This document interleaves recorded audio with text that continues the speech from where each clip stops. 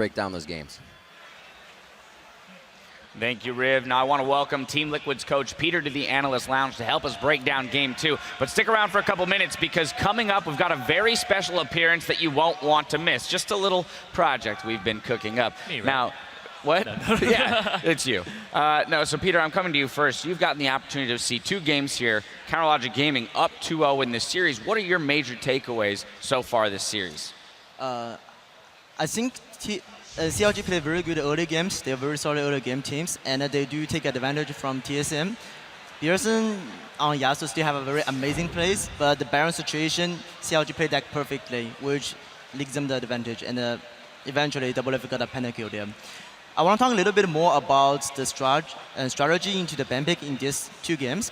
The game 1, so I think CLG's one advantage is ZionSpartan's large champion pool, and they were able to counter your top laner and get advantage from that. And the game 1, I think TSM got auto draft super hard because on red side, you should be able to use that advantage to last pick the top laner, but they last pick the mid laner, which gives Zion a counter pick to the Gnar and lost the game. And the game 2, right now, Zion just pulled out a different counter pick again and just lose the game. So I want to see if TSM can do a change in the ban pick in the game 3. Yeah, and because they have Darshan with this gigantic champion pool in the top lane for Zion, that allows them to run triple threat compositions consistently, and that's a huge thing because it takes the stress off of Doublelift. That pentakill he got was largely in part to the fact that if you don't focus Pobelter and you don't focus Darshan and you're going after Doublelift, well, the other guys are going to kill you, so you can't just focus Doublelift. When they were in their slump and losing games, it was because Doublelift was the sole carry. Now that you have these guys that you can just plug and play. If Olaf's banned, he picks Gnar. If those are banned, he's got Yasuo, right? Because of that champion pool. Triple threat compositions is the name of the game. They will not deviate from that. Now another product of that pentakill, though, was the number of crits that Doublelift was able to put out. Oh, yeah. And that is a product of that Zeke's Harbinger that we saw come out very early from Aphromoo. He didn't even upgrade his coin. He went straight for the Harbinger just to make sure that he can get that around 100% crit there for Doublelift. Didn't even need the RNG because at that point it's all timing, and the team fight happened right at. He actually got 2 off, one at the very start and then one right after the exhaust. Just really, obviously not well placed, but they played around it really well. Now, Peter, I want to go back to the top lane because as was mentioned by the casters, some huge outplays by ZionSpartan to get that game rolling. He played phenomenally in Game 1 and in Game 2.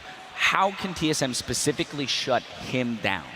I think against CLG, Red side should have the advantage there because you have the last pick. And I think this last pick you should give to Dyrus to try to not let Dyrus get a counter pick there.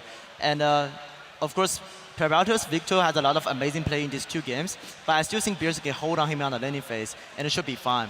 So I think next game TSM should put the Dyrus to get a counter pick and try to shut down the ZionSpartan.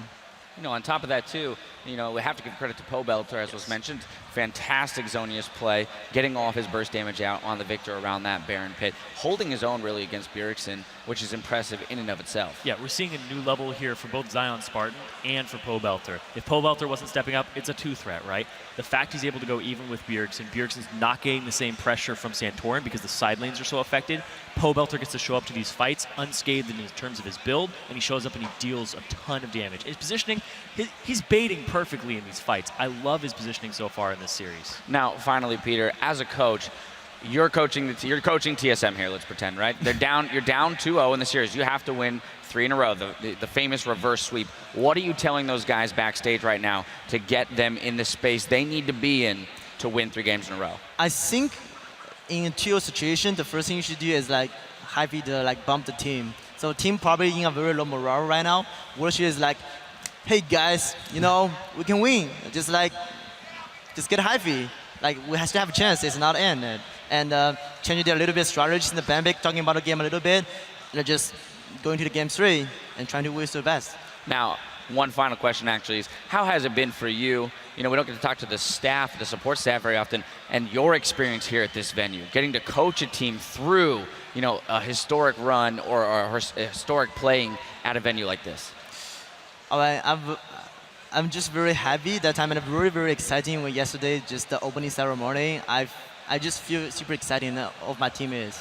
All right, well, you guys played fantastically yesterday. Again, I'd like to thank you for joining us here in the Analyst Lounge. We've got Game 3 of our Summer Finals coming up after this quick break. On the way out, though, a lot of people are tuning in from all over the globe to catch the action here in the Garden, and one figure towers above them all.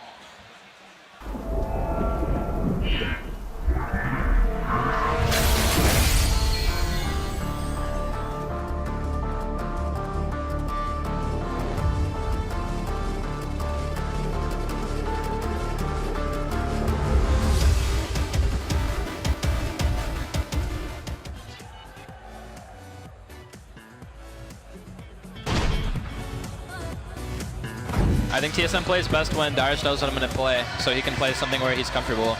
But Dyrus is just scared now, because he's like, oh shit, I just picked Gnar, and my worst fear came alive. He picked Yasuo. Flashes out of that one alive, can still laser from the outside, and it looks like Team Solomid dropping like flies here. Double. Nice. Xmithie. That was the last one. Nice. Super mega death rocket timer. in 3, 2, 1. Misses just underneath. Just at the right time. Oh, it takes down Bjergsen. Just misses. Reset to Santorin, but he still goes down. I'm exhausted. Double. Nice. Good shit. Nice. All right. Back up. We can fight.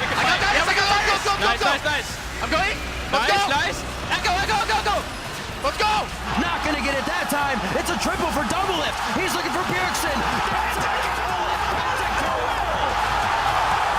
Counter Logic Gaming go 2 in a row versus Team Solomid.